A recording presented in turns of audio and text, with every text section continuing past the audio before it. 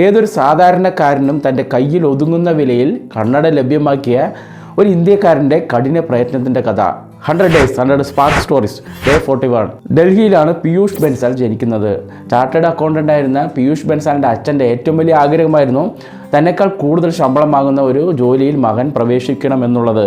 അതുകൊണ്ട് തന്നെ മകനെ നന്നായി പഠിപ്പിക്കുകയാണ്, മകനും നന്നായി പഠിക്കുകയാണ്. അങ്ങനെ പീയൂഷ് ബൻസാൽ കാനഡയിൽ പോയിട്ട് ഇലക്ട്രിക് എഞ്ചിനീയറിംഗിൽ ബിരുദം നേടുകയാണ്. അങ്ങനെ അച്ഛൻ്റെ ആഗ്രഹം പ്രകാരം മൈക്രോസോഫ്റ്റിൽ പീയൂഷ് ബൻസാൽ ജോലി നേടിയെടുക്കുകയുമാണ്.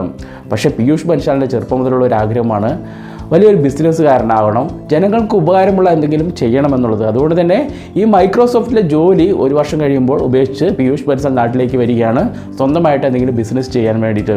നാട്ടിൽ തിരിച്ചെത്തുന്ന Piyush Bansal 2008 search my campus എന്നൊരു വെബ്സൈറ്റ് ഓപ്പൺ ആക്കുകയാണ്.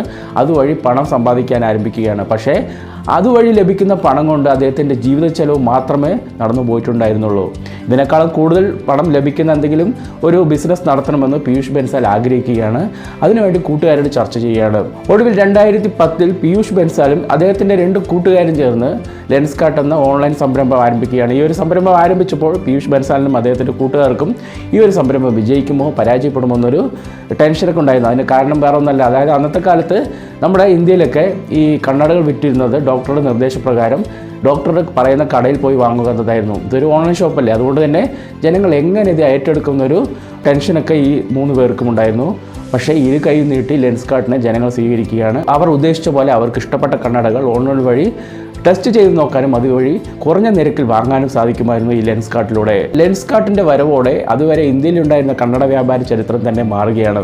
ഇന്ന് ദേശീയ തലത്തിലും അന്താരാഷ്ട്ര തലത്തിലും ലെൻസ്കാർട്ട് എന്ന ഒരു സംരംഭം അതിൻ്റെ വിജയക്കുതിപ്പ് തുടരുകയാണ്. പുതിയൊരു വീഡിയോയിൽ കണ്ടുമുട്ടാം. Take care, by.